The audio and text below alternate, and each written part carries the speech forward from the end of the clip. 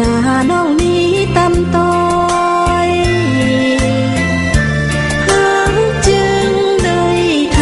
ำจิตให้เลื่อนลอยหรือสุดเรื่อมซอยฮักแท้อยู่สูงฮักแท้นั้นมีอยู่ที่ใจหากสายใดมีใจเลื่อมใสไม้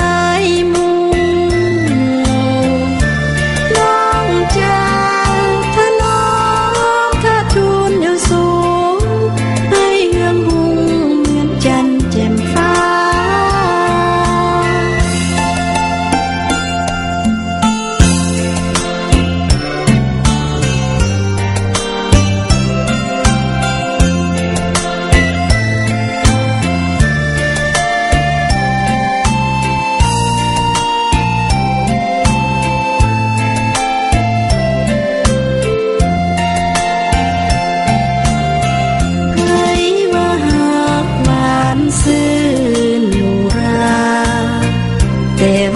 ศาสนาน้องนี้ตำต้อ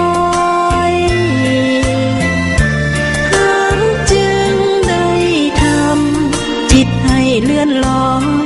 หรือสุดเรื่อมซอยฮักแท้อยู่สูง